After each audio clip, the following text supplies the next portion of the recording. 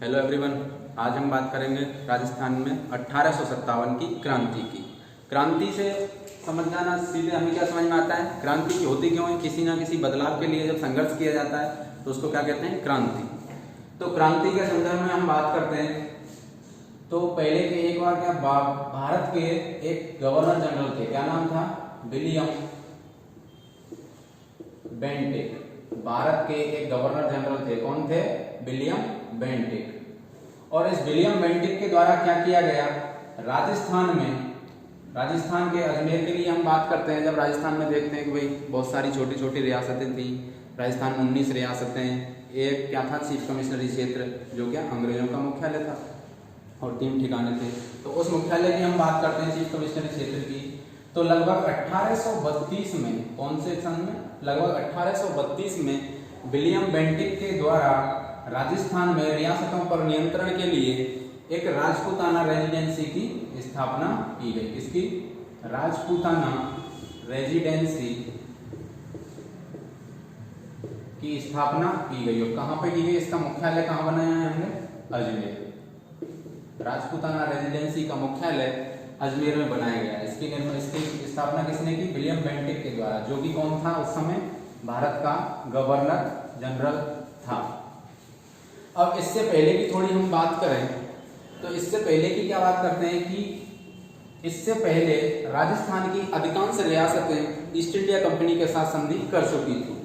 लगभग 1798 की बात है, कब की, लगभग 1798 में भारत के एक गवर्नर जनरल हुए, कौन थे, लॉर्ड वेलेजली। और इस लॉर्ड वेलेजली के द्वारा क्या किया गया, सभी राजपूत राजाओं से या जितनी भी रियासतें थी उनके साथ में इसने सहायक संधियों की नीति अपनाई। और उस नीति के तहत सबसे पहले भारत देश में इसने किसके साथ संधि की, हैदराबाद रियासत के साथ में लॉर्ड वेलेजली के द्वारा सर्वप्रथम संधि की जाती है। हैदराबाद रियासत के साथ में पहली संधि किसकी हुई थी, ईस्ट इंडिया कंपनी की। इसी संदर्भ में आगे बढ़ते हुए लगभग 1813 में एक गवर्नर जनरल हुए, कौन हुए, वारेन हेस्टिंग्स, लॉर्ड हेस्टिंग्स। और इस लॉर्ड हेस्टिंग्स के द्वारा एक नई नीति लाई जाती है, अधीनस्थ पृथक्करण की नीति। और उसके तहत राजस्थान के राजपूत रियासतों के साथ भी संधि करने की बात आती है। तो राजस्थान के राजपूत राजाओं के साथ में संधि करने के लिए ये एक व्यक्ति को चुनता है जो कि दिल्ली का गवर्नर होता है, जिसका नाम क्या है, चार्ल्स मेटकॉफ। एक चार्ल्स मेटकॉफ नाम का अंग्रेज अधिकारी होता है जो कि दिल्ली का गवर्नर होता है इस समय। और उसको ये कार्य सौंपा जाता है कि राजस्थान के सभी राजपूत शासकों के साथ में संधि किस प्रारूप में करनी है, किस तरह से करनी है, वो कौन देख रहा है, चार्ल्स मेटकॉफ के लिए सारा जिम्मा दे दिया जाता है। इसके बाद में राजस्थान में देखते हैं कि लगभग 1817 से और 1823 तक सहायक संधियों का दौर चलता है, जिसमें हम देखते हैं कि सर्वप्रथम राजस्थान की एक रियासत थी, कौन सी थी, करौली। और करौली रियासत के द्वारा सर्वप्रथम ईस्ट इंडिया कंपनी के साथ में संधि की जाती है। और ऐसे ही करके सारी रियासतें धीरे धीरे सब ईस्ट इंडिया कंपनी के साथ संधि कर लेती है। और अंतिम रियासत उसमें कौन सी होती है, सिरोही रियासत। अंतिम सिरोही रियासत होती है जो कि ईस्ट इंडिया कंपनी के साथ संधि करती है। ईस्ट इंडिया के साथ संधि हो रही है। और ये दौर कब से कब तक चल रहा है, लगभग 1823 तक ये दौर चलेगा। इसके बाद में हम आगे की बात करते हैं कि जब राजपूताना रेजिडेंसी बना दी राजस्थान में, विलियम बेंटिक के द्वारा राजपूताना रेजिडेंसी का गठन किया गया, जिसका मुख्यालय अजमेर में बनाया गया। एंड एक इसका ग्रीष्मकालीन मुख्यालय भी बनाया गया, जो कहां पे था, माउंट आबू में। अब देश में तो कौन बैठा हुआ है, गवर्नर जनरल सबसे बड़ा पद होता था। अब राज्यों में रियासतों के ऊपर कंट्रोल करने के लिए इन्होंने क्या बना दी, राजपूताना रेजिडेंसी राजस्थान बना दी। जैसे अब इस रेजिडेंसी के लिए एक पद भी गठित किया गया, और वो कौन सा पद था, एक एजीजी का पद था, मतलब गवर्नर जनरल का agent to the governor general. और वो पहला गवर्नर जनरल कौन बनाया था यहाँ पे 1832 में, जब राजपूताना रेजिडेंसी की स्थापना हुई, एक मिस्टर लॉकेट करके। कौन था, मिस्टर लॉकेट। सबसे पहले लॉकेट पहनते हैं, तो क्या है, मिस्टर लॉकेट को क्या बनाया यहाँ पे, राजपूताना रेजिडेंसी का प्रथम एजीजी बनाया। तो ये प्रश्न पूछ लिया जाता है जैसे कि परीक्षा में, कि राजस्थान में प्रथम एजीजी कौन था, मिस्टर लॉकेट। अब हम बात करते हैं किसकी, 1857 की क्रांति के समय की। तो 1857 की क्रांति के समय सबसे पहले तो ऊपर से ही आते हैं, जैसे अभी हमने देखा गवर्नर जनरल। तो भारत में 1857 की क्रांति के समय जो गवर्नर जनरल था वो कौन था, लॉर्ड कैनिंग। कौन था, लॉर्ड कैनिंग। इसी प्रकार राजस्थान में जब बात करते हैं तो एजीजी की बात आएगी राजस्थान में। तो यहाँ पे एजीजी कौन था, 1857 की क्रांति के समय राजस्थान में जो एजीजी था वो कौन था, पैट्रिक लॉरेंस। एक पैट्रिक लॉरेंस करके एक व्यक्ति था जिसको यहाँ का एजीजी बनाया गया। अब जैसे यहाँ के जीजी को कौन रिपोर्ट कर रहा है, एजीजी यहाँ की रिपोर्ट किसको देगा, जीजी को। तो राजस्थान में क्या थी, जैसे मान लो पूरा राजस्थान है और इस राजस्थान में अलग अलग छोटी छोटी रियासतें थी, और इन रियासतों में क्या थे, एक अधिकारी नियुक्त करेगा अभी अपना एजीजी जो इसको एजीजी को रिपोर्ट करेगा, और वो अधिकारी कौन थे, पॉलिटिकल एजेंट। अलग अलग रियासतों में अलग अलग पॉलिटिकल एजेंट नियुक्त किए गए। इसी प्रकार जब हम देखते हैं कि राजस्थान में लगभग कुछ मुख्य रियासतों में कुछ पॉलिटिकल एजेंट नियुक्त किए गए। उनमें लगभग 5 पॉलिटिकल एजेंटों के नाम हमारे सामने आते हैं जो कि राजस्थान के पूरे प्रशासन की व्यवस्था देख रहे थे। तो उन पॉलिटिकल एजेंटों की हम बात करते हैं, कौन कौन से पॉलिटिकल एजेंट थे कौन कौन सी रियासतों में। तो लगभग 4-5 ऐसी रियासतें थी जहां पे पॉलिटिकल एजेंट नियुक्त किए हुए थे। कौन सी है, एक पहली रियासत बात करते हैं जैसे जयपुर। ये क्या हो गई, जयपुर रियासत, ठीक है ना। अब इस रियासत में क्या है, पॉलिटिकल एजेंट किसको बना रखा है हमने यहाँ पे, एक मिस्टर ईडन करके थे। कौन, ईडन। और ईडन कौन थे, जयपुर रियासत के पॉलिटिकल एजेंट थे। अब साथ ही हम बात किसकी कर लेते हैं, राजा की, क्योंकि कभी कभी प्रश्न पूछ लिया जाता है कि 1857 की क्रांति के समय जयपुर रियासत में राजा कौन थे। तो वो राजा अभी हमारे सामने आ जाएंगे, कौन थे, राम सिंह सेकंड 1857 की क्रांति के समय जयपुर रियासत के राजा थे। और साथ ही पॉलिटिकल एजेंट कौन है यहाँ पे, ईडन। ऐसे ही एक दूसरी रियासत हमारे सामने आती है, जैसे कौन सी, उदयपुर। और उदयपुर रियासत में कौन है, एक मिस्टर सावर्स करके एक व्यक्ति है। कौन, सावर्स। और ऐसे ही यहाँ पे राजा कौन है, स्वरूप सिंह। स्वरूप सिंह यहाँ पे कौन होते हैं, राजा होते हैं। 1857 की क्रांति के समय उदयपुर रियासत के राजा कौन है, स्वरूप सिंह। और यहाँ के पॉलिटिकल एजेंट कौन है, मेजर सावर्स। ऐसे तीसरी रियासत आती है हमारे लिए, कौन सी है, भरतपुर रियासत। और भरतपुर में इस समय पॉलिटिकल एजेंट कौन है, मॉरिसन।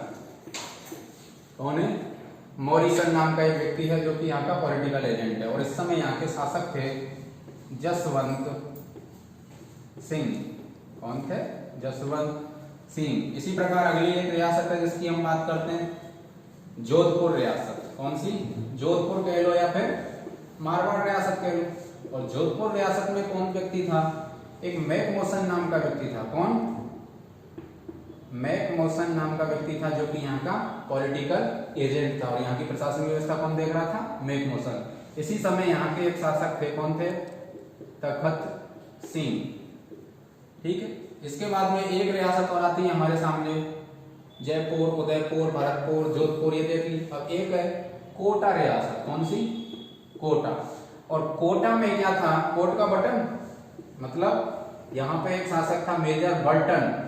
मेजर बर्टन यहाँ के कौन है, पॉलिटिकल एजेंट है कोटा में, जिनके साथ में बहुत बुरा होगा, हम आगे देखेंगे। इनका सर काट के कोटा शहर में घुमाया जाता है क्रांति के दौरान। यहाँ पे भी शासक कौन है, जैसे हमें यहाँ पे राम सिंह सेकंड मिले हैं जयपुर में, ऐसे ही कोटा के शासक भी इस समय कौन थे, राम सिंह द्वितीय या सेकंड नाम के व्यक्ति थे जो कि कोटा के शासक थे। अब ये तो हो गई रियासतों की बात, और उनमें पॉलिटिकल एजेंट देख लिए हमने। और इस समय राजस्थान का पॉलिटिकल एजेंट कौन है, पूरे राजस्थान का एजीजी कौन है यहाँ पे हमारे लिए, अभी हमने देखा था, पैट्रिक लॉरेंस। Patrick Lawrence. और कब की बात कर रहे हैं, 1857 की क्रांति की बात कर रहे हैं। ठीक है। अब इसके बाद में हम देखते हैं आगे कि राजस्थान में कुल कितनी सैनिक छावनियां थी। भाई क्रांति हो रही है तो सैनिकों के अनुसार ही होगी, सैनिकों के विद्रोह के कारण यहाँ पे क्या बन गई थी, क्रांति बन गई थी। और क्रांतियां क्या कहाँ हो रही है, छावनियों में हो रही है। तो राजस्थान में क्रांतियों की स्थिति देखते हैं कि राजस्थान में कुल कितनी सैनिक छावनियां थी। तो राजस्थान में जब क्रांतियों की बात आती है तो हमारे पास में एक क्या है, एक सूत्र है, क्या है, नाक बंद करके एक छोटी सी ट्रिक बनाई, क्या है, लगभग कुल राजस्थान में कुल 6 सैनिक छावनियां थी हमारे पास। कितनी, 6 सैनिक छावनियां थी जिनमें विद्रोह पनपता है। कैसे है, जैसे एक एक सूत्र के द्वारा हम पढ़ लेते हैं। जैसे एन से कौन सी हो गई, नसीराबाद, नसीराबाद सैनिक छावनी। ऐसे ही ए से कौन सी हो जाएगी, एरनपुरा, एरनपुरा सैनिक छावनी। ऐसे ही के से कौन सी हो जाएगी हमारे पास में यहाँ, खेरवाड़ा सैनिक छावनी। ऐसे ही क्या हो जाएगी, बी से ब्यावर, ठीक है ना। ऐसे ही अगली कौन सी है, एन से नीमच। राजस्थान में कुल सैनिक छावनियां कितनी है, मात्र 6 सैनिक छावनियां। और छठी लास्ट वाली कौन सी है, डी से देवली, ठीक है ना। एक हमारे पास सूत्र है जिससे हम इनको याद रखने में बड़ी आसानी होगी, क्या है, नाक बंद करके हमें क्या याद कर लेनी है, राजस्थान की 6 सैनिक छावनियां याद कर लेनी है। अब देखते हैं कि भाई नसीराबाद कौन से जिले में आती है वर्तमान स्थिति में। देखते हैं तो नसीराबाद अजमेर जिले में स्थित सैनिक छावनी। ऐसे ही एरनपुरा की बात करते हैं तो एरनपुरा किस में आती है, पाली जिले में आती है। ऐसे ही खेरवाड़ा की बात करें तो खेरवाड़ा राजस्थान के उदयपुर जिले में आती है। ऐसे ही ब्यावर की बात करें तो ब्यावर भी कहाँ आती है, अजमेर में आती है। ऐसे ही नीमच की बात करें तो नीमच किस में आती है, एमपी में आती है। अब बात करेंगे कि भाई बात तो हम किसकी कर रहे हैं, राजस्थान की क्रांति की, लेकिन एमपी की छावनी क्यों पड़े। तो सबसे पहली बात तो ये है कि जब 1857 की क्रांति हुई, इस समय राजस्थान जो वर्तमान स्वरूप में है ये तो अस्तित्व में आया ही नहीं था, इस तरह से रियासतों में बटा हुआ था। तो जो नीमच छावनी थी ये किसके अंडर में थी, मेवाड़ के अधीन थी। ये छावनी किसके अधीन थी, मेवाड़ के अधीन थी नीमच सैनिक छावनी, इसलिए हम लोग यहाँ पे इसकी बात कर रहे हैं। अगली सैनिक छावनी आती है कौन सी है, देवली, जो कि राजस्थान के टोंक जिले में स्थित है, ठीक है ना। अब इसके बाद हम देखते हैं कि देवली कहाँ आ गई, टोंक में। अब राजस्थान में क्या है, क्रांति की बात कर रहे हैं तो हमें पता चलता है कि सबसे पहले जो क्रांति भड़की वो कहाँ पे भड़की, नसीराबाद सैनिक छावनी से राजस्थान में क्रांति की शुरुआत होती है। और कब होती है, लगभग 28 मई 1857 को राजस्थान में क्रांति का आगाज हुआ। क्रांति का प्रथम सैनिक विद्रोह राजस्थान में किस छावनी में हुआ, तो हमारे पास सवाल का जवाब आ जाएगा, क्या हुआ, नसीराबाद सैनिक छावनी में क्रांति का प्रथम सैनिक विद्रोह हुआ राजस्थान में। ऐसे ही दूसरी बात आती है, दूसरा सैनिक विद्रोह कहाँ पे हुआ, ये जो एमपी वाली जिसकी हम बात कर रहे हैं कि भाई मेवाड़ के अधीन आती है, नीमच में हुआ। दूसरा विद्रोह कब हुआ, नीमच में। ये कब हुआ, 3 जून 1857 को अगला विद्रोह कहाँ पे होता है, नीमच में होता है। ऐसे ही अगले विद्रोह की बात करें, ये हो गई मई जून। अब जुलाई के महीने में कुछ नहीं हुआ था, इसलिए क्या है, एरनपुरा में कब विद्रोह हो रहा है, 21 अगस्त, कब हो रहा है, 21 अगस्त 1857 को एरनपुरा में, जो कि पाली में स्थित है, और जोधपुर लीजियन के सैनिकों द्वारा यहाँ पे क्या कर दी जाती है, क्रांति का आगाज कर दिया जाता है। अब क्या बच जाती है हमारे पास में, एक तो खेरवाड़ा बच गई और एक ब्यावर बच गई। अब इन दोनों महाशयों के बारे में पता चलता है कि ये दोनों ऐसी छावनियां हैं जो क्रांति में भाग ही नहीं लेती हैं। ये क्या करती हैं, क्रांति में और भाग नहीं लेते। ये लोग बिल्कुल अपने साइलेंट मोड पे रहते हैं, मतलब अंग्रेजों के वफादार टाइप के थे। और एक बात और हमें जानने को मिलती है कि जितनी ये सैनिक छावनियां हैं, 6 के 6 राजस्थान में जो सैनिक छावनियां हैं, इन 6 सैनिक छावनियों में सारे के सारे सैनिक कौन थे, भारतीय थे। इसलिए क्रांति जल्दी से भड़क गई, लेकिन इन लोगों के ऊपर अंग्रेजों का अच्छा कंट्रोल था, तो ये लोगों ने क्रांति में हिस्सा ही नहीं लिया, क्रांति में भाग ही नहीं लिया। अब इसके बाद हम क्या करेंगे, एक एक करके सारी छावनियां देख लेंगे। इस समय हमने सारी बात देख ली कि राजस्थान में 1857 क्रांति से पहले क्या हुआ, 1832 में, कब, 1832 में, और अजमेर में, कहां पे, अजमेर में हमने किसकी स्थापना कर दी, राजपूताना रेजिडेंसी की स्थापना कर दी।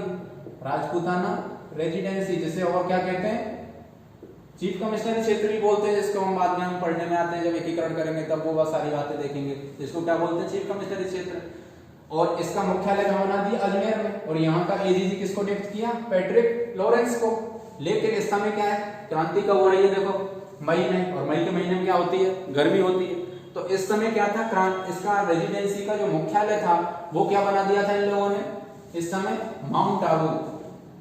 इन लोगों को गर्मी ज्यादा लगती थी, अंग्रेज लोग थे, तो इन्होंने क्या किया, अपना मुख्यालय आ गया अजमेर के राजपूताना रेजिडेंसी के अधिकारियों ने अपना दूसरा मुख्यालय क्या बना दिया था, माउंट आबू में। और इस समय पैट्रिक लॉरेंस का जो मुख्यालय था वो कहाँ था, आबू में था, माउंट आबू में रह रहा था ये। जब देश में क्रांति भड़की तो उसकी सूचना मिली, तो ये व्यक्ति कहाँ बैठा हुआ था, आबू में था। और इस समय हमने देखा राजस्थान के एजीजी पैट्रिक लॉरेंस, और भारत का जो गवर्नर जनरल था वो कौन था, लॉर्ड कैनिंग। ये सारी बात क्या हो गई, ये बेसिक जानकारी हमारी क्रांति से संबंधित हो गई। अब इसके बाद में एक एक सैनिक छावनी की हम बात कर लेंगे। जैसे नसीराबाद में कब विद्रोह हुआ, 28 मई को हुआ, तो इसमें कैसे क्या हुआ सारी बातें करेंगे। एरनपुरा, खेरवाड़ा, ब्यावर, नीमच, देवली, सबके बारे में हम डिटेल बात करेंगे अगले वीडियो में। आज की वीडियो में इतना ही। Thank you.